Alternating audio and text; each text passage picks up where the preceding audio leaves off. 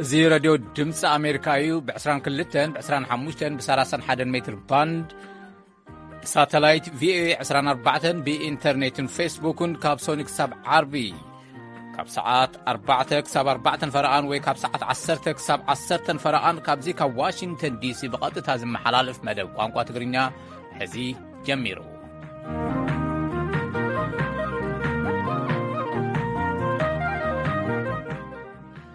كما يتمسيو خبركم سمعتي نايلوم مع انت سولس عسران حموشتن مسكرم وهي أربعة يقريتها حموشتة تكمت كلتها شحن عسران حدن مدب زتا أنا أقرأكم قبر مدهنية زينا بمقدام بريزدان سهل ورق زسمعوا مدر بمقدام أبوصا هجر زفصم محبا جنزبن أكتاتنا كنا أربالكم هنا مدب إيرتراويان أمريكاون أب نيفادا كوست لنايو نخلو مسانا صنحو فلما جن زينا كمني أفورقي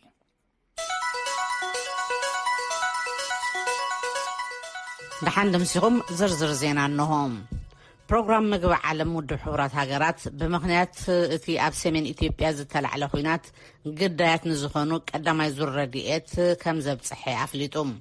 نابتقرايقن لومون كبتصح زي مخالو قليتهم سراف سايه بروغرام مقبع علم أو غازيت أو مقلسيو زهابو زرزر تمركيسا زدالوتو توسخ تصابالو كتقربيام كما قطاطر أوروبا كاب 15 حاسة جميرو بروغرام مقبع علم إن العلي 300 شح زخوانو هزبتات عفارنا محران حاجز مقبع مبصحو أبز زركحو مقلس حبيرو نلعلي 310 شح زخوان هزبي حاجزات ترمرة أخلان زيتن زعدل خوينو أزد ما بمخنيات تقوانسي كام منبر أبايتهم استمزابلون نبرتهم عانيو نتأقم استساطحون يركبوهم كمون بروغرام مقبع علم أواك كمران كبابتا سمين ولو نزركب هزبي لعلي 300 مترك تون رديئت مشارخت أكالات مبصحو زحبر خوينو نابتم قونت أزلوم كبابتات جن كبتصح زي مخالون كونتات أبت خباب زلو سبات أزي حماق خون كم زخل يأمت أبكل العفار نسمانيا شح زخونو قدات تخوينات قداما يزور حاجزات مقبين ناب مززام مخانو زحبره بروغرام مقبع علم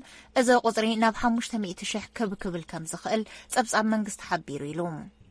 أبسمين معرابن كبابتات الدبوب تقراين نزركبو 3.4 مليون هزبي بروغرام مقبع علم رديئت مبصحون مثل زي منقستاو حاجز وهابت تكالات بمتحببار زتخاي دخل أيزور مبصح رديئت حويسو ن3.7 مليون كحجز مخالون حبيرو سقاب حزي هزوز رديئت كابزد اليوم 7 ورداتات زبالهم أبا ورح مسكرم 39 تراحيهم حجز كرخبو زخالهم كابزيهم 300 شح حزانات نفسا صورن مطبو تأديتات يركبو أميلو بسنكتي أب تقراي زلو حزرات مقبي أب كتماشرة زيتن أخلن بزي مهلاو نحدسب 3 كيلوغرام ترامرة كعدل مخالو يقلز سالساي زور مبز أحرديئت جن سقاب حزي كجمر كم زي كاله حبيرو أب قروان أب تقراي رديئت كأتو مجمارو زحبرة اتمقلزي يخون انبرع 11 وطرحيو زاقيد كباز أحزخالي يبل بتوساخي أب زقوان أب تقراي لعول حزرات نداد خمزلون بروغرام مقبع علم دما أب تقراي رديئت نمبز أحنا حدا سومن 300 شح لترو 5 ليو قليزو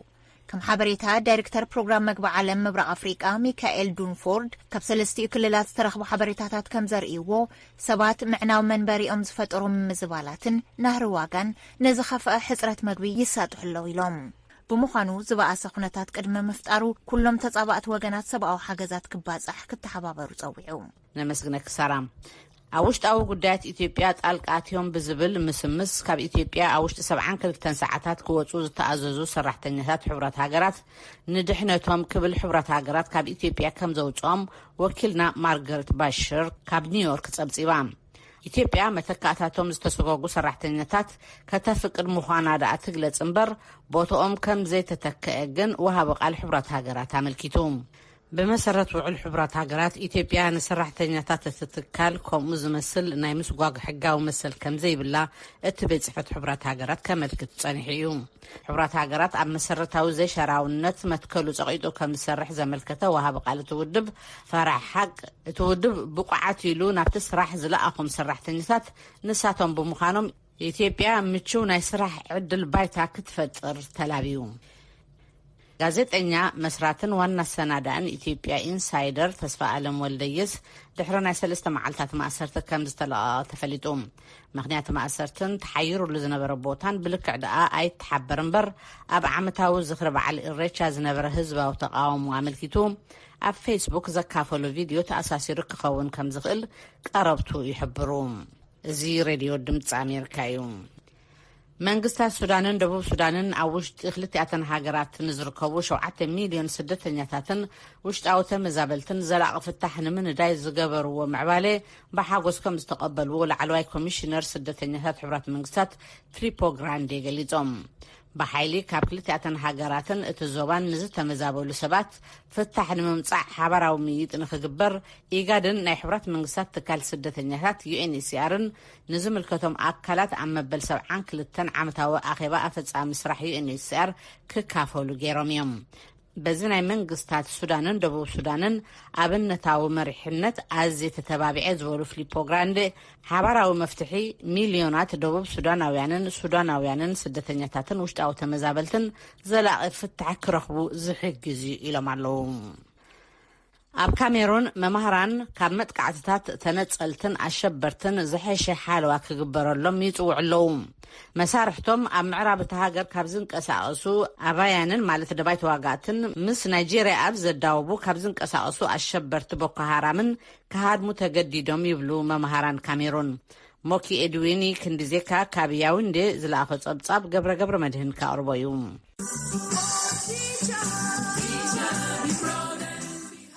ሎማዓንቲ ሶሉስ ንመምህራን ዝድግፍ ኣብ ያውንዴ ኣብ ዝተኻየደ ሰልፊ ብስነ ጥበበኛ አንቲክሎ ዝተዘየመ ኦ መምህራን ዝብል ሙዚቃ ይስማዕ።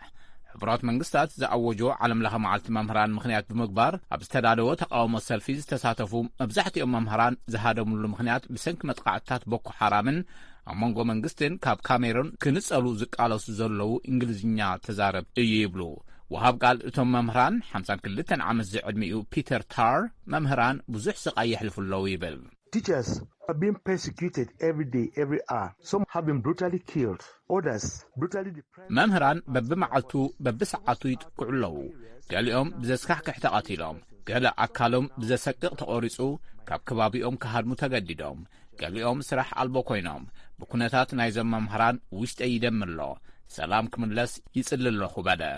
ታር ንምንጻል ይዋግኡ ዘለዉ ዕጡቓት ምስ ጨወይዎ ሃዲሙ ከም ዘምለጠ ይዛረብ። ካብ 2017 ኣቆጻጽራ ፈረንጂ ጀሚሩ ልዕሊ 40 መምህራን ተቐቲሎም ካልኦት ልዕሊ 300 ድማ ተጨውዮም ስድሮኦም ገንዘብ ከፊሎም ኣውፂኦምዎም። ሚኒስተር መሰረታዊ ትምህርቲ ካሜሩን ላውረንስ ሰርጌ ኢትሃውንዲ ጎኣ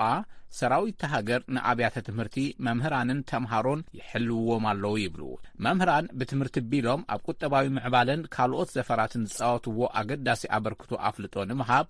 ሕቡራት መንግስታት 25 መስከረም ብኣቆጻጽራ ኢትዮጵያ ወይ 5 ጥቅምቲ ብኣቆጻጽራ ኣውሮፓ ዓለምለኸ መዓልቲ መምህራን ክኸውን ኣብ 1994 ኣቆጻጽራ ፈረንጂ ኣውጁ። ነመስግነካ ገብረ። ሚኒስትር ጉዳያት ወጻኢ ዩናይትድ ስቴትስ አንቶኒ ብሊንከን ነቲ ድሕሪ ኣብ ጉዳያት ጸጥታ ኣብ መንጎ ዩናይትድ ስቴትስ ብሪጣንያን ኣውስትራልያን ዝተገብረ ሽርክና ዝሓርፈፈ ርክባት ዩናይትድ ስቴትስን ፈረንሳን ንምዝርራብ ኣብ ፈረንሳ ፓሪስ ይርከቡ። ብሊንከን ሎሚ ምስ ሚኒስትር ወጻኢ ፈረንሳ ዣን ዩቪስ ድራያን ብምርኻብ ዕዶቶም ጀሚሮም ኣለዉ። ብሊንከን ፈረንሳ ንዩናይትድ ስቴትስ ብኸመይ ክትኣምና ከም እትኽእል ከመይ ከተረጋግጹላ ትኽእሉ ንዝብል ዝቐረበሎም ሕቶ ሪፖርተራት እንዳሓር ንምዝርራብ ዕድል ክህልወና እዩ ዝብል መልሲ ሂቦም ኣለዉ። ምምሕዳር ፕሬዚደንት ጆ ባይደን ምስ ኣውስትራልያን ብሪጣንያን ሓድሽ ውዕል ሽርክና ጸጥታ ምግባሩ ኣብ ዝሓለፈ 15 መስከረም ምግላጹ ዝዝከር እዩ። ፌስቡክ ትማል ሶኒ ን6 ሰዓታት ዝኣክል ኣገልግሎት መሃብ ኣቋሪጹ ድሕሪ ምጽንሑ ተመሊሱሎም። ብሰንኪ ምቁራጽ ሚልዮናት ሰባት ኣብ ዙርያ ዓለም ክጥቀሙሉ ኣይከኣሉን። ዋትስኣፕን ኢንስታግራምን እውን ምስኡ ተቋሪጹ ነይሩ እዩ። መበገሲኡ እንታይ ጸገም ምዃኑ ፌስቡክ ኣይገለጸን። ይኹን እምበር ክኢላታት ሳይበር ሴኪሪቲ ነቶም ተጠቀምቲ ናብ ፌስቡክ ዝመርሕ መስመራት ከም ዝተረበሸን ነዞም መስመራት ዝቆጻጸር ከዓ ፌስቡክ ባዕሉ ብምዃኑ እቲ ጸገም ውሽጣዊ ክኸውን ከም ዝኽእል ይገልጹ። أوسناسن مايات يونايتد ستيتس ملهقن زتخلا كونتينرات زصعنا مراخب أقحت نخرج حد ورحي كصبيا كم زخلا كم زتنغرن غليصن እቲ ዝጻዓነኦ ንፋብሪካታት ኣሜሪካ ኣዝዩ ኣድላይን ዓማውል ባህንቀውታ ዝጽበይዎን ምዃኑ እውን ተገሊጹሎም ኣብ ስግር ኣትላንቲክ ኣብ ብሪጣንያ እውን ሱፐርማርኬታት ባዶ ከም ዝተረፋን መዐደሊ ነዳዲ ዘይቲ ብሪጋ መሊኦም ይረኣዩኣለዉ ዝስማዕ ዘሎ ሓበሬታታት ተመሳሳሊ ሕጽረት ቀረባት ምህላው እዩ ለበዳ ኣብቲ ልሙድ ሰንሰለታት ቀረባት ሕንፍሽፍሽን ምትዕንቃፋትን ብምፍጣሩ ወደባት ብብዝሒ መራኽብ ተጻቢቡ ፋብሪካታት ይዕጸውን ናይ ጽዕነት ዋጋ ኣዝዩ ምንሃሩን ዋሕዲ መጓዓዝያ ሰራሕተኛታት ክጋደድ ከም ዝኽእል እውን ዓለም ለኸ ቻምበር ጉዕዞ ባሕርን መጓዓዝያታትን የጠንቀቁለው ኣብ መወዳእታ ጉጅለ መንኮርኩር ህዋ ሩስያ ሲዮዝ ኣብ ዓለም ለኸ መደበር ህዋ ሎሚ ብድሓን በፂሕሎም እቲ ኸይዲ ጉዕዞ ብገለ ምትውጓላት ርክባት እንተደንጉ እኳ ድሓር ግን ተዓዊቱሎም መንኮርኩር ህዋ ሲዮዝ ሎሚ ካብ መደበር ህዋ ሩስያ ባኩኑር ካዛኪስታን ዝተወንጨፈት ክትከውን ከላ ሰራሒ ታሪክ ዝኾነ ጉጅለ ዳይሬክተር ፊልም ክሊም ሺፖንኮን ተዋሳኣይ ዩልያ ፕሪስለድ ዝሓዘ እዩ ኣብቲ መደበር ህዋ ኣብ ዝጸንሕሉ እዋን ፊልም ክቐርጹ እዮም كم مسرت حبرتا ناسا اتقرص فيلم بؤنبؤ كجماريو زينا بزتفصمو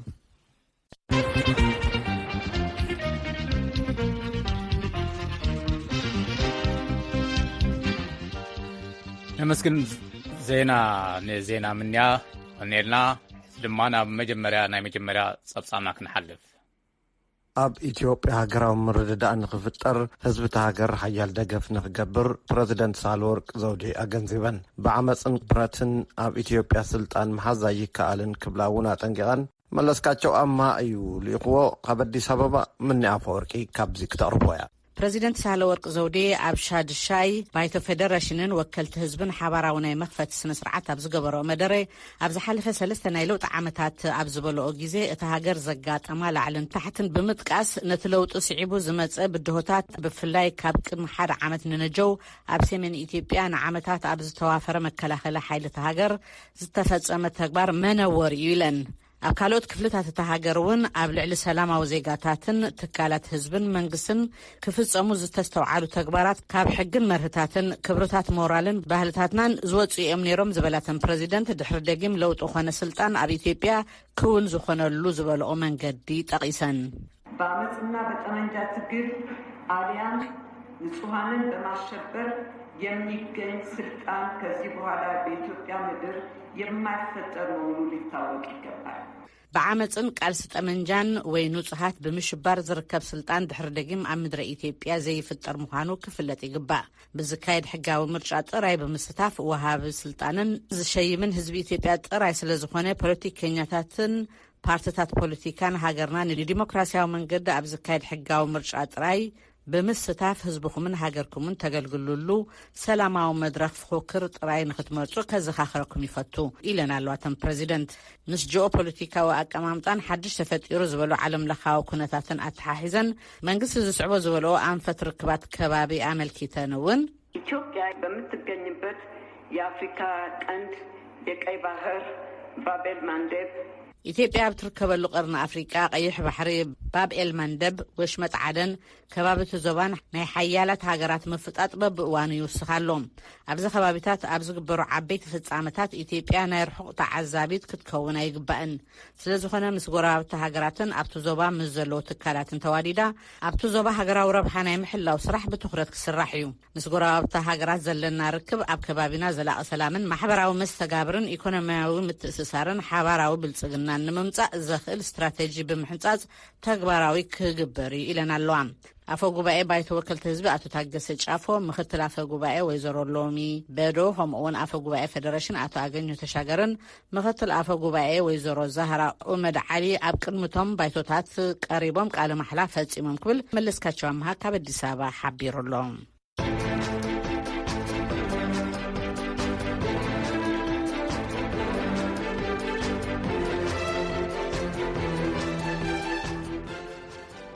ናብቲ ካልኣይ ጸብጻብ እንትንሓልፍ ካብ መንጎ እቶም ብመንነቶም ብዘይተነጸሩ ኩባንያታት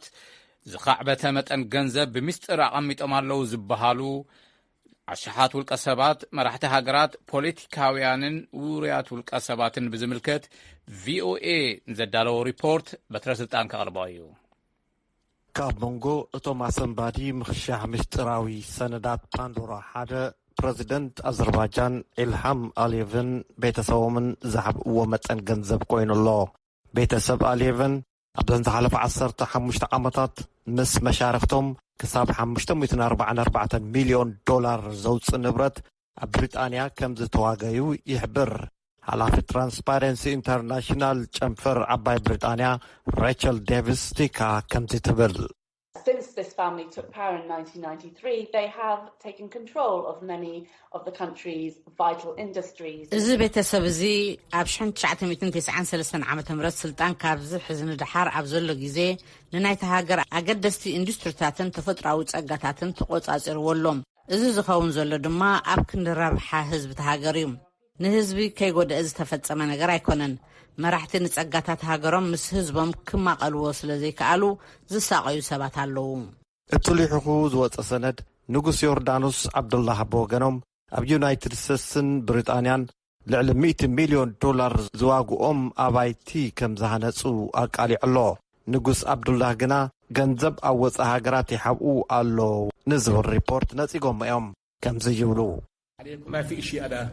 بخبي ካብ ዝኾነ ሰብ ዝኸወልክዎ ነገር የብለይን ካብ ዝበሃል ዘሎ ነገር ብዝበለጸ ጠንካራታት ኢና ዮርዳኖስ ኣብ ዒላማ ንክተኣቱ እዚ ንፈለማ ግዜ ይኮነን ምስ ናይ ፓኪስታን ፕረዚደንት ኢምራን ካን ቀረባ ፍልጠት ዘለዎም ሚኒስትሪ ሃገርን ቤተሰቦምን ሚሊዮናት ዶላራት ስግር ባሕሪ ኣስፊሮም ኣለዉ ካን ግና ክጻረይ እዩ ባህላይ ኮይኖም ኣለዉ ካልእ ኣብ ዝመርበብ ዝኣተው ቀዳማይ ሚኒስትር ቼክ አንድሬይ ባቢስ እዮም ብዘይተፈልጠ ኩባንያ ኣቢሎም ኣብ ፈረንሳ $22 ሚሊዮን ዝዋግኡ ንብረት ከም ዝውንኑ እቲ ሪፖርት ይሕብር ባቢስ ሎም ቅነ ኣብ ፕረዚደንታዊ ምርጫ ተጸሚዶም ኣለዉ ሰንበት ኣብ ዝነበረ ክትዕ ቴሌቪዥን መርገጺኦም ብከም ዝስዕብ ነጺሮም ኣለዉ እቲ ገንዘብ ብባንክ ቼክ እዩ ተላኢኹ ግብሪ እውን ተኻፊሉሉ እዩ ገንዘብ እዩ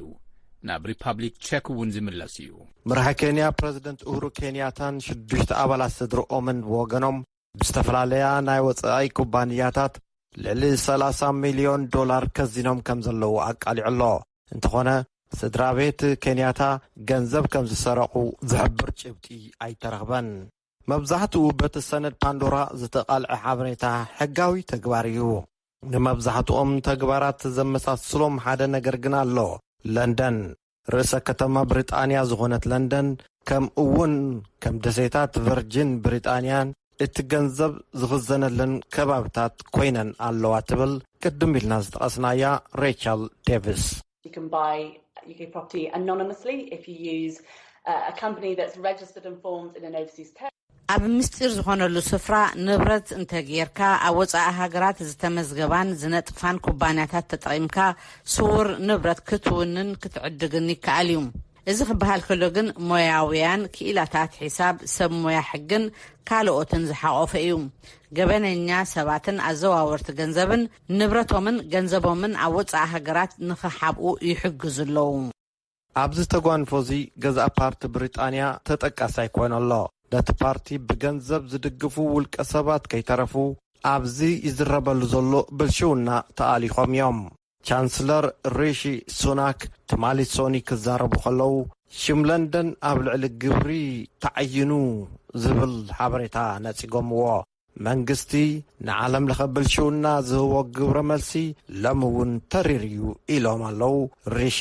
ሱናክ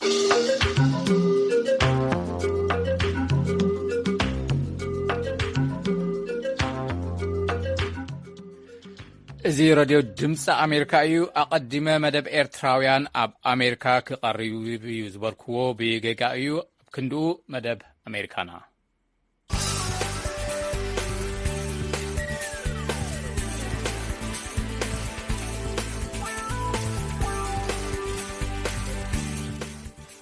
ጣፍ ምዝራ ኣብዚ ኣብ ኣሜሪካ እውን እናተለምደ መፅኡ ኣሎ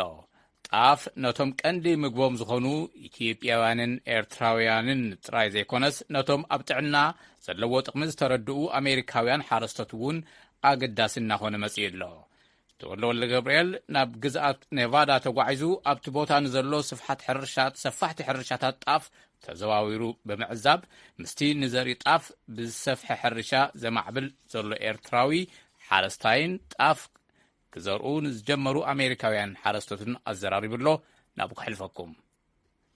ጣፍ ግሎትን ፍሪ እኽሊኡ ዝብል መጸዋዕትኡ ዝያዳ እናህበቦ ይርከብ። ካብ ግሎትን ነጻ እዩ ማለት ካብቲ ኣብ ስርናይ ስገም ከምኡውን ካልኦት እኽልታት ዝርከብ ሰሊያክ ዝበሃል ሕማም ዘስዕብ ፕሮቲን ነጻ እዩ ማለት እዩ። ጣፍ ኣብ ጥዕና ዘለዎ ጠቕሚ በቶም ንዕለታዊ መግቦም እንጀራ ዘዘውትሩ ሰባት ብመጠኑ ዝፍለጥ እኳ እንተኾነ ሕጂ ግን ብኻልእ ዓይነት እኽሊ ዝተሰርሐ መግቢ ክበልዑ ዘይክእሉ ሰባት ብዙሓት ምህላዎም እናተፍለጠ ብምኻዱ እውን ኣገዳስነት ጣፍ ኣዝዩ ንዓበየ ምኻዱ ሓረስቶትን ተመራመርትን ይምስክሩሎም። ንምግብነት ዝኸውን ዘርኢ ጣፍ ኣብ ኣሜሪካ ንመጀመርያ ግዜ ኣብ 1982 ከም ዘላለየ ዝገልጽ ኣቶ ተስፋ ድራር ኣብዚ እዋን እዚ ኣብ ዝተፈላለያ ግዝኣታት ሰፋሕቲ ሕርሻታት ጣፍ ከም ዘለዎ ይገልጽ። ኣብ ከተማ ዊኒማካ ነቫዳ ተራኺብና ነርና ብኸመይ ከም ጀመሮ ሓቲተዮ። ሽመይ ተስፋ ካሕሳይ ድራር በሃል ኣብ ዓላ ጋዴን ተባሃለ ቦታ ኣብ ኤርትራ ተወሊደ ንኣሜሪካ ብ1981 የመጽአ ከም ረፊጂ ኮይነ የመጽአ ናብዚ ዓዲ ጣፍ ክዘርኢ ኢለ እውን ኣይሓሰብክዎን ግን ምፅምሰልና ብዚ ዓዲሲ ጣፍ ዝበሃል ኣይነበረን። ስለዚ ካብ ዓዲ ሓደ 20 ፓውንድ ወይ ድማ ሓደ 10 ኪሎ ዝኸውን ኣምጽአ ኣብቲ እዋን እቲ ተምሃራይ ነይረ ኣብ ዩኒቨርሲቲ ኦፍ ሚኒሶታ። ሕጂ ኣብቲ ዩኒቨርሲቲ ሓንቲ ንእሽቶ መሬት ከም ቃፅዖ ገለ ንብሎ ማለት እዩ ኣብ ዓድና ከማ ተዋሂባትኒ ብነፃ እያ ኸማን ነዚያ ንሄድካ ብኢደይ ዘርእያ ብኢደይ እውን ዓፂደያ ብኢደይ ከዓኒ ከምዚ ወቂጠ እተን 20 ፓውንድ 10 ኪሎ ዝነበራሲ ሓደ ኩንታል ገይረየን ማለት እዩ። ነዚኣተን ንዝተፈላለዩ ዩኒቨርሲቲ ክመራመሩሉ ሂበዮም ኣብቲ እዋን እቲ ኣነ ከብቁሎ ዓቕሚ ኣይነበረንን ንእሽተይ ነይረ ተማሃራየ ነይረ። ድሓር ግን ሰላም ፉድስ መስሪተ ባዕለይ ዘርኤ ንርካ ከምዚ ዝረኣኻዮ ትማሊ ኣብዚ ወነማካ ነባዳ ጥራሕ ዘይኮነ ኣብ ካልእ ስቴት እውን ኣለኒ። ጽቡቕ ካብ ብኢድካ ምዝራዕን ብኢድካ ምዕፃድን ከምዚ ክንሪኦ ዝቐለና ብዓበይቲ ማሽነሪታት ምዝራዕን ምዕፃድን በፂሕካ ኣለኻ። ስለዚ ናብቲ ጅምር ዘበልካዮ ክምለስ እስከ ብኣሃዝ ኣብ ክንደይ ግዝኣታት ኣሜሪካ ኣለካ ሕርሻ ብፍላይ ከዓ ኣብዚ ዘለና ግዝኣት ነቫዳ ዘለካ ሕርሻ ስፍሓቱ ዝምልከት ብቁፅሪ ስክምለና هو بقصر حجي ني انترناشنال سمعتنا ابي امريكا بايكر ዝበሃል ኢና ንጥቀም ክሳብ 5000 ኤከርስ ኣብ ዓመት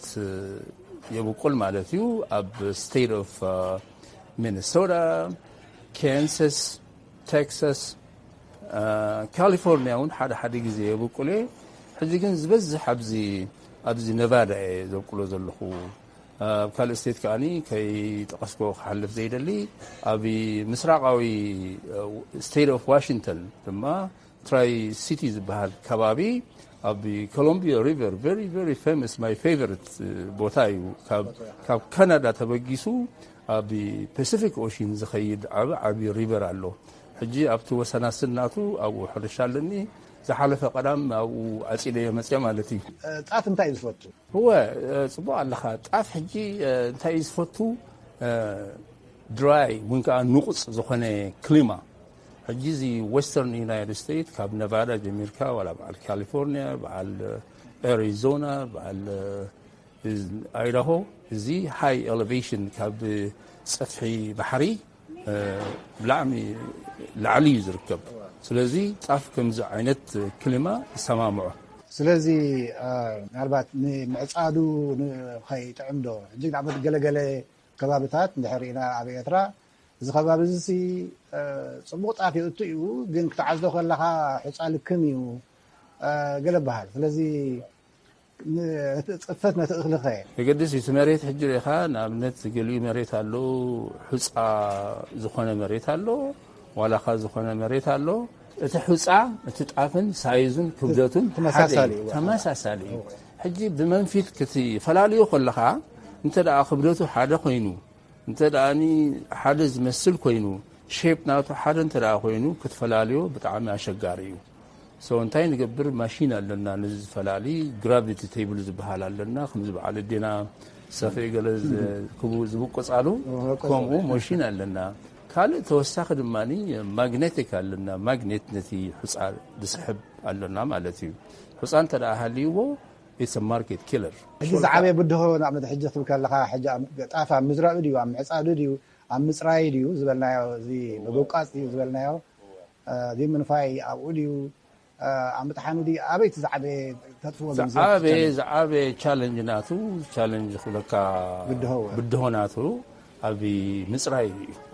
ኣብ ምፅራይ እዩ ኣብ ምፅራይ ከዓ መታን ሕፃ ካይህልዎ ክዕፀድ ከሎ ሕፃ ሃርቨስት ወይ ድማ ከይተዓፅድ ክትጥንቀቕ ኣለካ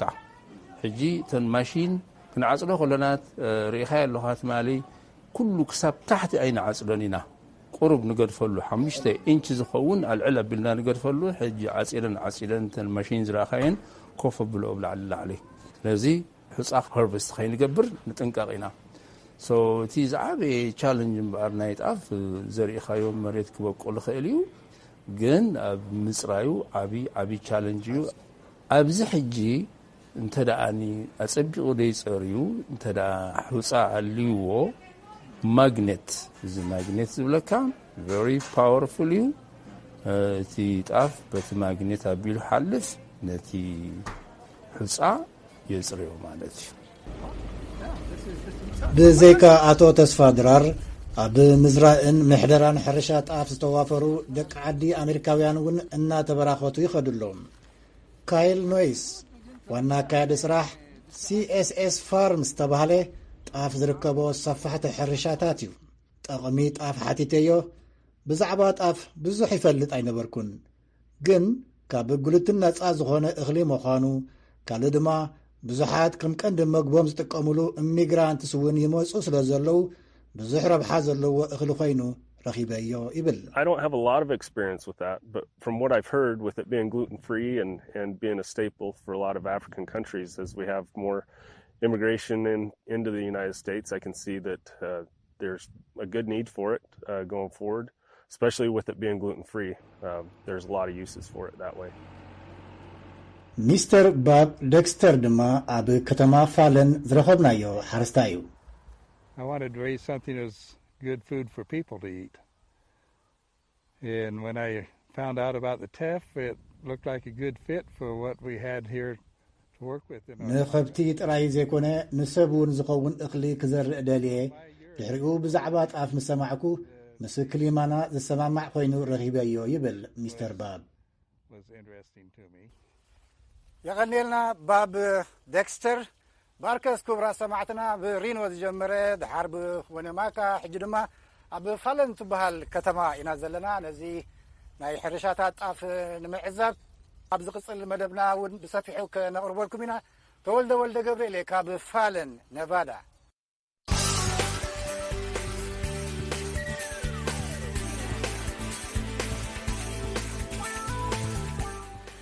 ጽቡቕ መደብ ተወለ ብዛዕባ ኣብ ሕርሻ ጣፍ ዝተጠቕመሉ ድኽዒ ከምኡ ድማ ጥቕሚ ጣፍን ስፍሓት ተፈላጥነቱን ምስ ኣቶ ተስፋ ድራርን ኣሜሪካውያን ሓረስቶትን ዝተገብረ ጻኒሕት ቀጻሊ ክነቕርበልኩም ኢና ቁሩብ ግዜ ኣለና በዛ ናይ ትምኒት ወላይ